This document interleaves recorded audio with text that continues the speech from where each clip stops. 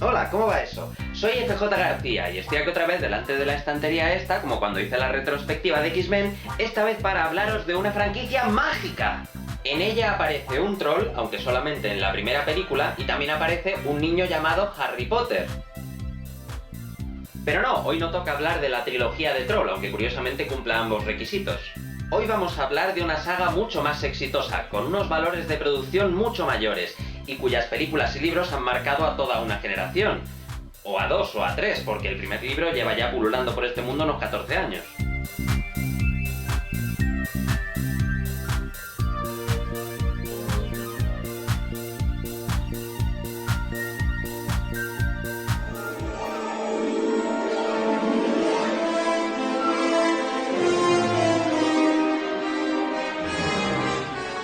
Vamos a dividir esta retrospectiva en dos vídeos porque, a pesar de que esto se supone que es un resumen, Harry Potter da demasiado de qué hablar.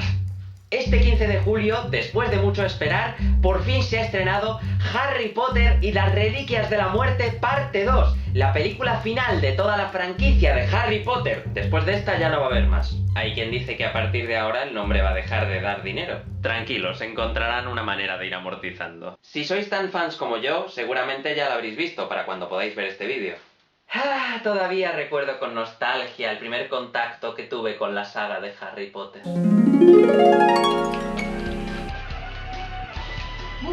Qué difícil es la presa.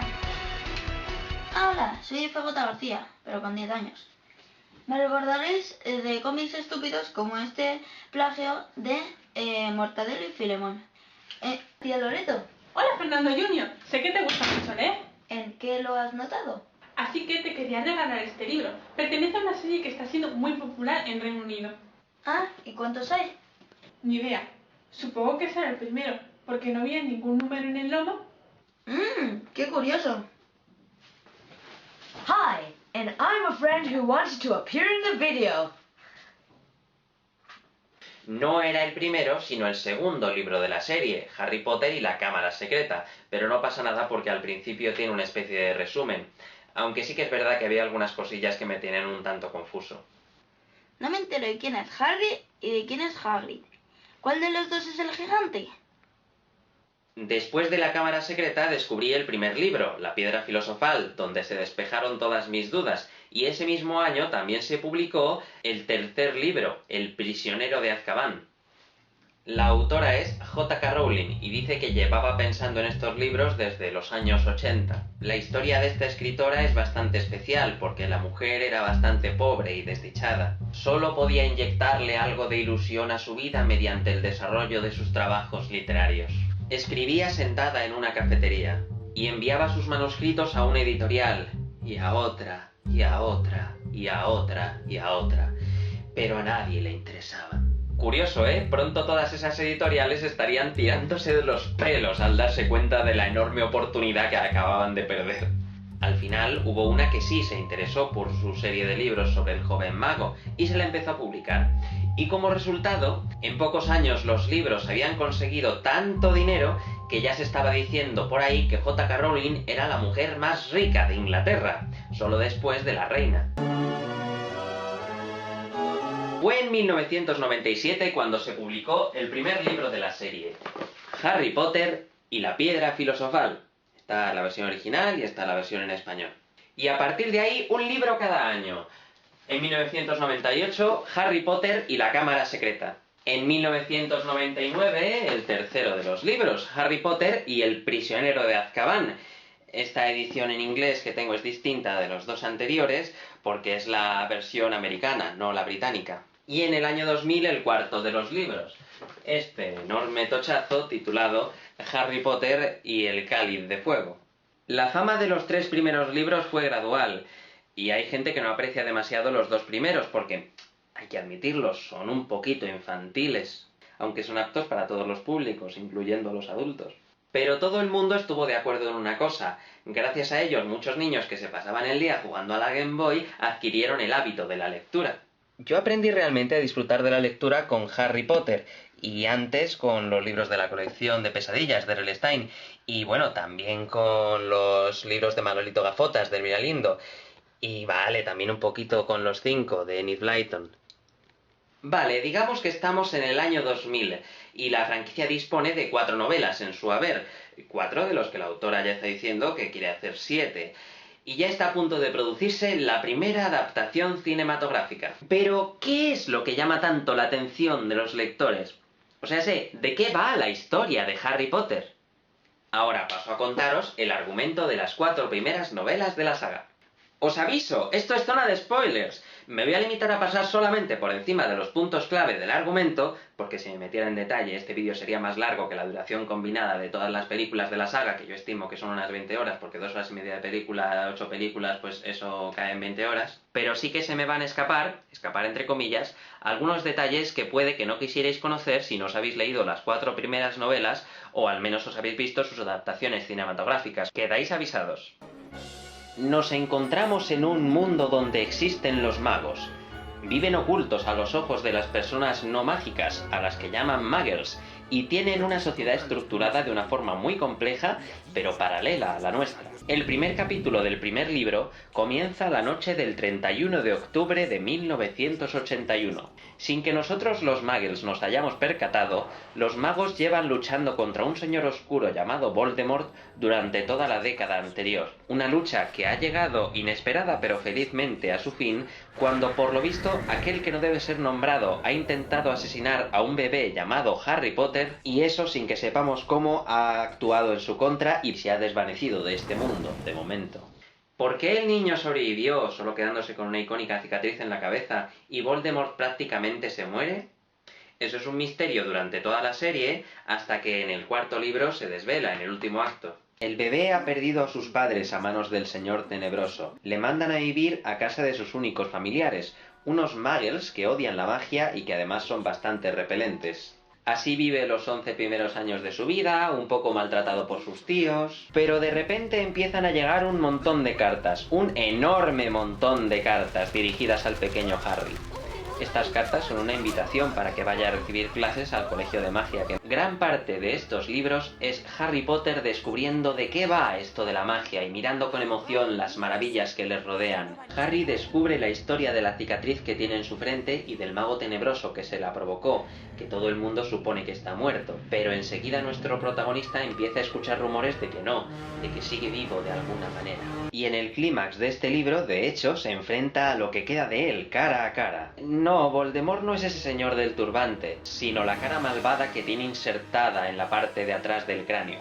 Como hemos dicho, Voldemort sigue vivo, pero de una manera muy poco consistente y tiene que recurrir a este tipo de trucos para no desvanecerse por completo. El chaval gana el primer asalto frente al debilitado Señor Oscuro, y así, al término del primer curso escolar, es cuando finaliza la primera novela. Pasamos al segundo libro, La Cámara Secreta. En este ya no aparece Lord Voldemort, que vuelve a estar escondido, pero Harry encuentra un diario misterioso en el que resulta que el Señor Oscuro, de pequeño, había guardado una parte de su alma. Así, en el clímax, tiene que enfrentarse a una versión infantil de su mayor enemigo, que estaba contenido en el cuaderno. Y este enfrentamiento sucede en la misteriosa Cámara de los Secretos, donde existe un ser muy peligroso llamado Basilisco, que ha estado tocando las narices durante todo el curso, dejando a varios estudiantes parapléjicos. ¡Pero Harry vuelve a vencer! ¡Yay! El tercer libro se llama El prisionero de Azkaban. Azkaban viene siendo un juego de palabras con Alcatraz, porque también es una prisión de la que se dice que no podía escapar nadie. Pero alguien lo ha hecho, y ahora está persiguiendo a nuestro protagonista. Se llama Sirius Black, y supuestamente era uno de los seguidores de Lord Voldemort, y la persona que traicionó a sus padres. Todo el mundo tiene miedo de que este asesino se haya colado en Hogwarts. Pero... ¡spoiler! Al final Sirius Black resulta no ser un asesino. Es el padrino de Harry Potter, y era un grandísimo amigo de sus padres. Pero otro personaje muy rastrero, llamado Pete Pettigrew, le había tendido una trampa hace muchos años y había hecho creer a todo el mundo que era un ser malvado. Para mucha gente esta es la mejor novela de la saga, más que nada por el extenso clímax, que incluye traiciones, peleas, monstruos, puntos de giro, lágrimas, viajes en el tiempo. El cuarto libro se convirtió en un récord de ventas el mismo día en el que salió. Este libro cambió muchas cosas. Para empezar, el tamaño. Los 3 primeros libros tienen una longitud respetable, para que los niños la soporten y se lo lean enteros, pero el cuarto de repente es un tochaco. ¡Toma ya! Marca un antes y un después en la serie. Fíjate, hay 3 delante de él y 3 después de él. Yo veo bastante claro que la serie se divide en 2 partes. La primera parte, los 3 primeros libros, la segunda, los 3 últimos libros, y en medio está el cuarto que, bueno, marca una transición y es un poco una mezcla de ambas escuelas. Los primeros 3 libros son esencialmente aventuras autoconclusivas. De hecho, en ellos prácticamente te hacen un resumen al principio de cada uno para que no tengas por qué haberte leído los anteriores. 3 años en Hogwarts, con sus amigos, jiji, jaja, alguna que otra amenaza mortal, pero nada que no pueda solucionarse mediante el valor de la amistad.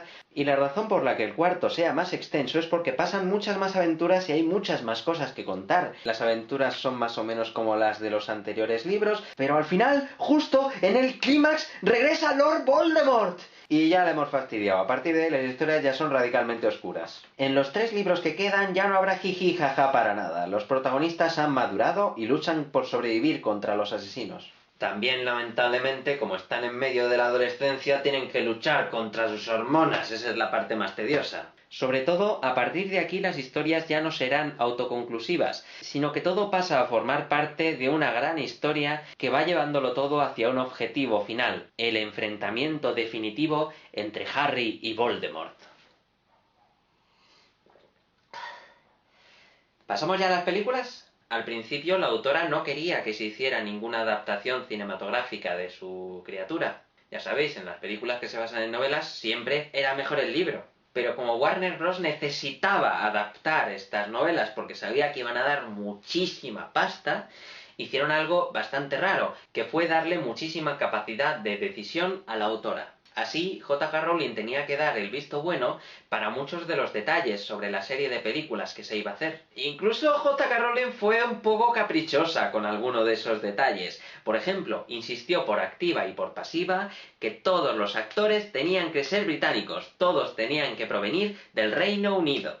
¿Qué? ¿A que molaría que Robin Williams hiciera de alguno de los profesores de Hogwarts? ¡Eso mismo dijo él! Robin Williams quería aparecer en alguna de estas adaptaciones cinematográficas, pero la autora fue muy clara, solo a actores británicos. Lo siento, Williams, a lo mejor en la próxima franquicia de éxito pueda ser. Y así Warner Bros. Se puso a buscar a un niño para que hiciera de Harry Potter. Removió cielo y tierra para buscar al niño perfecto. Y muchos niños se pusieron a la cola del casting. Estaban buscando a un niño que hubiera nacido en 1989.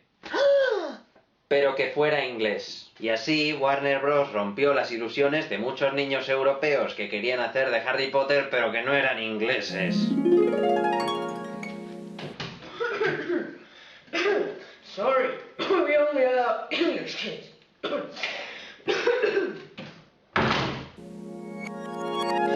Pero aún había mucha población en Inglaterra, así que todavía hubo miles y miles de niños que seguían en la cola del casting.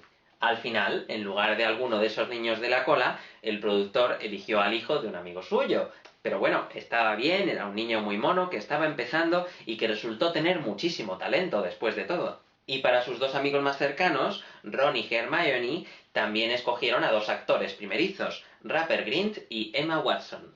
Que Emma Watson en la primera peli no sé, pero los fans la hemos visto crecer a lo largo de los años y, bueno, digamos que nos hemos hecho más fans todavía. La primera peli también comenzó la tradición de meter prácticamente a todos los actores ingleses de los que hayas oído hablar en toda tu vida, que estuvieran vivos hasta la fecha, metiéndolos en papeles de menor o mayor importancia. Así, en Harry Potter y la Piedra Filosofal, estos 3 nuevos actores infantiles se encontraron trabajando codo con intérpretes de la más alta alcurnia, incluso algunos que habían llegado al estatus de icono popular. Alan Rickman haciendo del profesor Snape, John Cleese haciendo de Nick casi decapitado, Robbie Coltrane como el semigigante Hagrid, John Hart como el vendedor de varitas, Richard Harris como Dumbledore e incluso el carismático enano Warwick Davis, entre muchos otros. Y por fin se estrenó la película. Ya podíamos ir a ver en los mejores cines nuestro querido libro de Harry Potter y la Piedra Filosofal. Y su estreno fue un auténtico fenómeno de masas. Se convirtió en la segunda película más taquillera de la historia, solo detrás de Titanic, que se dice pronto. Hoy en día ya no es la segunda, sino que ha pasado a ser solo la 9ª película más taquillera de todos los tiempos. Para deleite de los fans, es además una adaptación muy muy fiel a la novela, raramente fiel a la novela. Por eso estaba usando imágenes de las películas cuando les estaba contando el argumento de los libros, porque prácticamente es lo mismo. Uno de los aspectos negativos que le encuentran los detractores a esta serie de películas es que la mayoría son muy episódicas. Pues claro, es una adaptación muy fiel de las novelas y cada novela representa todo un año escolar, no solamente un momento importante del año. Bueno, ya habiendo hablado ya un poco sobre la primera película, me temo que vamos a tener que ir a pedirle la opinión a alguien. Lo siento, si lo hicimos con la retrospectiva de X-Men, también vamos a tener que hacerlo con este vídeo, ¿no? Bueno, me voy a dar mucha prisa. Ahora vengo.